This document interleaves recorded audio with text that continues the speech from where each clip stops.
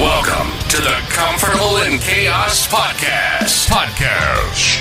Strangle your demons and let's go. Y'all need Jesus!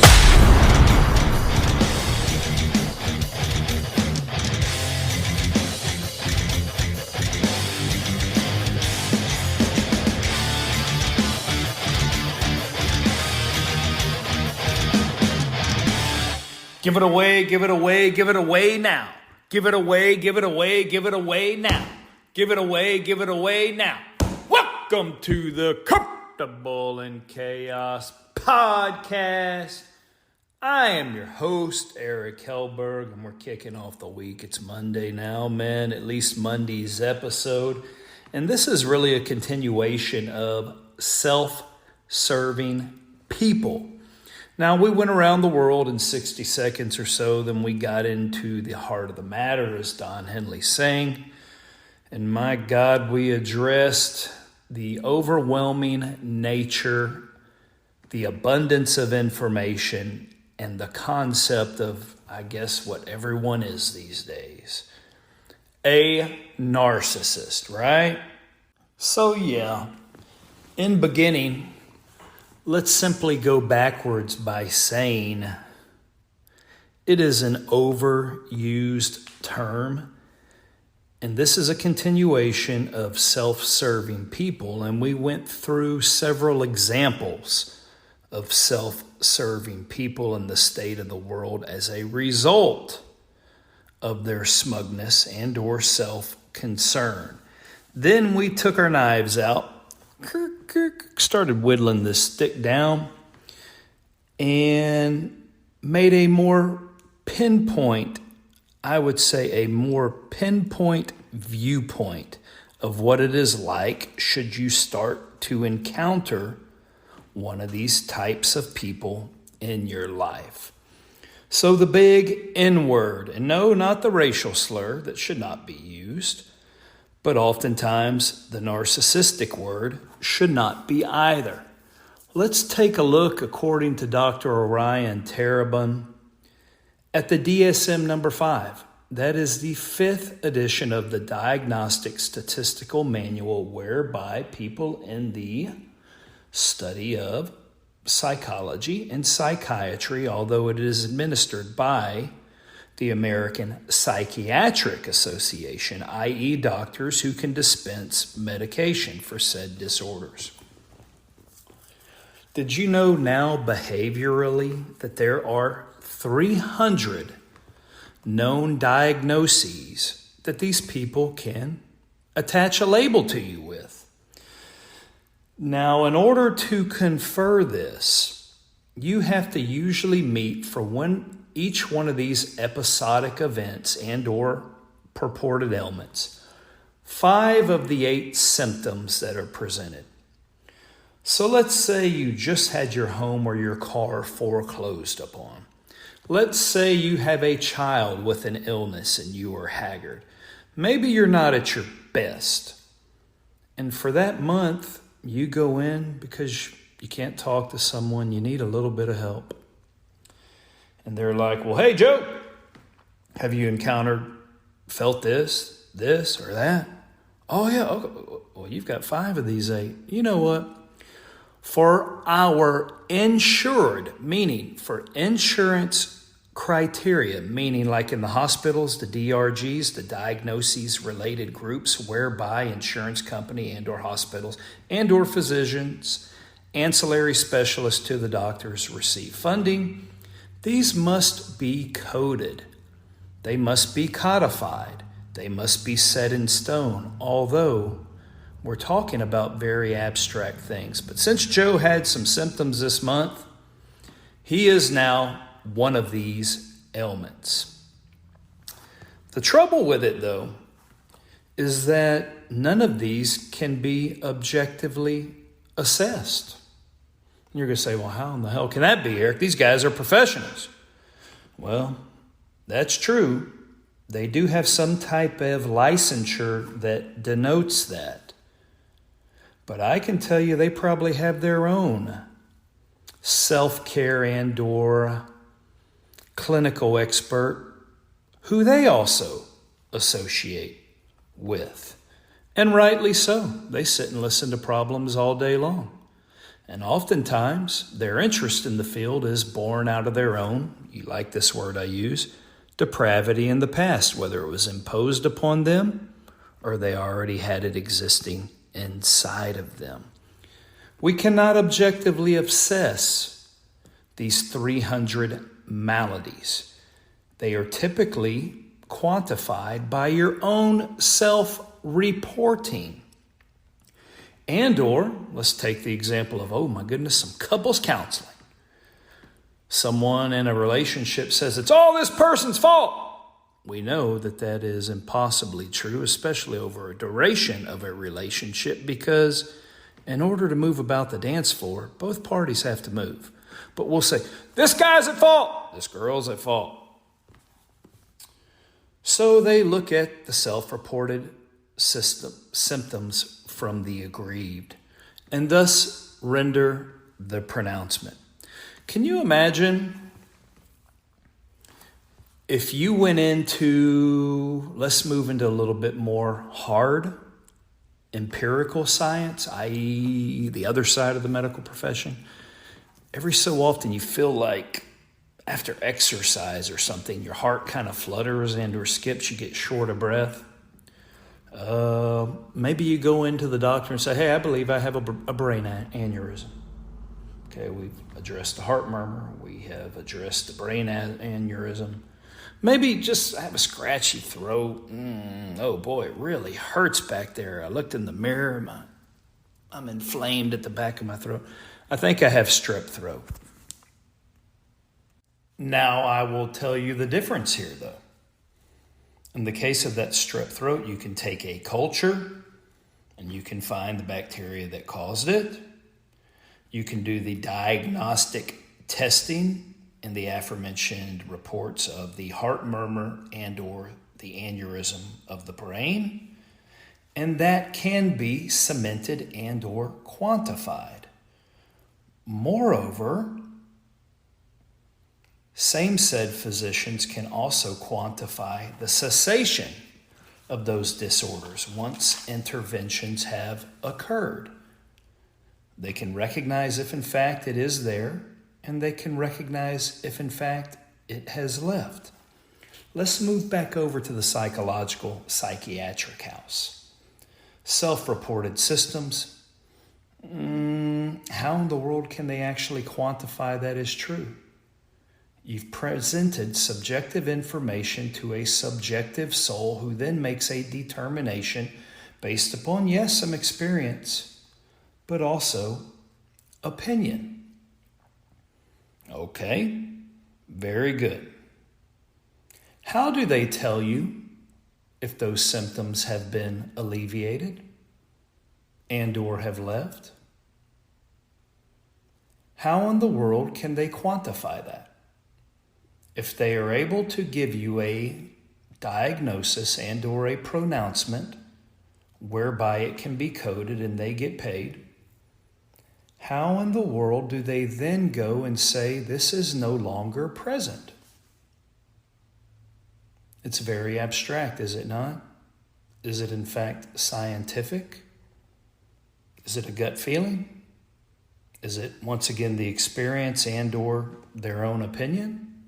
You cannot tell if any of these things have left other than what the person simply conveys to you and how you interpret it. Thus, it makes it very, very different.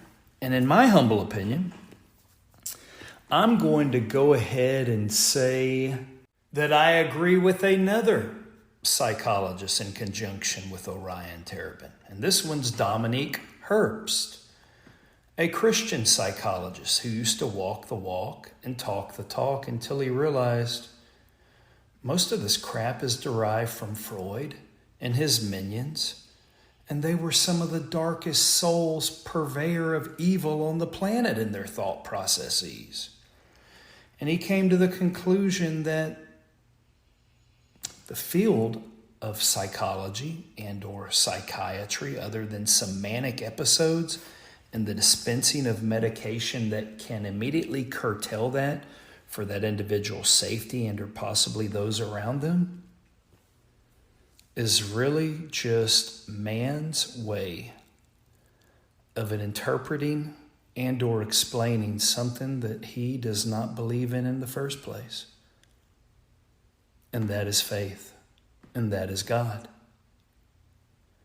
So without the ability to simply explain away the spiritual world and its ramifications and the good Lord above and how you can relate to him, relate to yourself, and relate to the world around you, they had to come up with something new. And what is that catch-all be-all? Behavioral science, and it is growing at an alarming rate.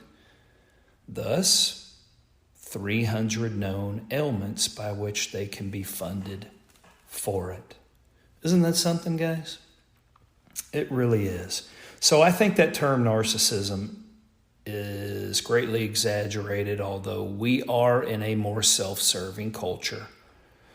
But just because you can't get what you want from someone does not mean that they are a narcissist, and vice versa. So in self-serving people, I gave you the beginning litmus test first and foremost. Tell them no, watch their reaction. Do you have to then become a yes all the time to alleviate a no once you have told them no? Because they simply cannot abide by your decision. Which it then becomes the biggest hang-up as you continue on in a relationship of that nature. Because if you are generally well-meaning, empathetic, have some modicum of maturity, you believe in the relationship, you believe at what the future may hold, you're going to hold out, you're going to toil, you're going to work, you're going to endure, you will suffer, you will go through the things that are presented to you. And because of your empathy, you will find it very difficult to once again get into the psychological melee and establish boundaries for yourself. Really, not only for good general order of the relationship, but for self-protection and or to simply acknowledge that you have likes, wants, desires that may not be as exactly congruent with this partner or the person around you. But you cannot do it because to do it means punishment. To do it means excisement. To do it means finality. So you keep going on. And you keep going on until the cries in your soul become so loud that you realize your very survival depend on you making a change. So number 2, and here it is. If you made it past number 1, the relationship continued, does not matter who it is with. You will know that you are with a narcissist if you encounter what I will now label as watchful deterioration. And what that means is that partner is seeing you wither, slither, and waste away. In fact, they are willing to watch you wither, slither, waste away, not being able to provide for the greater picture around you. And I call it much akin to the John Mayer song, slow dancing in a burning room. Two said partners continue to dance because it takes two to go around the dance floor. But all they do is dance. It doesn't matter the obligations, the responsibilities, the enormity of what they have before them. It will be laid aside in the service of the one decrying victimhood and or not getting enough. And because you have endured and you do have this capacity, you have continued to press forward in order to mitigate this and or make this purported aggrieved party happy in some way, but only to find if you do in fact meet the black and white criteria presented before you, it is actually nuanced. There are some other attributes or some other skills and or some other things you could have brought into that precise situation, although you had no knowledge of them, to have made it better. So finally, your soul cries out because the pain has gotten so much to bear. The deterioration of your mental faculties, and now it has ebbed over into your body. You no longer are the same person. You cannot perform in the same way. You are harangued by many different pains, ailments, and mental acuity. And finally, you realize that for my own survival, I must extricate myself in some form or fashion. If not for me, what if you still have kids? What if you still have responsibilities? What if you still have people that rely on you? What if you simply have realized that you have some worth and people would like to see you stick around? That's when you finally make the decision. And that is what I call the watchful deterioration. Does this make sense, men? I know it's a heavy topic. I know someone may say, well, damn, Eric, you're being hyperbolic. Am I really? You can only relate if you have only experienced it. You can only serve someone whereby you have been right there where you have been in that mire so that you can truly understand. And I do. What we are talking about here, ultimately, as we conclude, and there's really only these two criteria. All the other crap is bunk. They are just attributes, things to watch out for, things to consider and or notice. In your efforts, and I'm going to say unbelievably painful, mind-numbing, in many cases excruciating efforts, oftentimes at the expense of other loved ones, your greater life at large, in order to avoid this person's distress, you die in the process. And this is what finalizes watchful deterioration. While you are simply looking for the most modest of acknowledgement, the basis for going on and or your very existence, it is okay that I am here and to have a self. You are looking to continue survival while the other person is still looking for more. In fact, in the quest to receive more out of you and or from you, they're only hamstrung by one fact, and that is, despite seeing you diminished, despite seeing you pulling yourself across the floor, they are in fact greatly disturbed that you cannot any longer find it within yourself to serve and continue to give. And I would say, unfortunately, if you have made it that far, that is when the bow breaks on the ship. So until next time on the Comfortable in Chaos podcast, I bid you bon voyage, my burgeoning flock.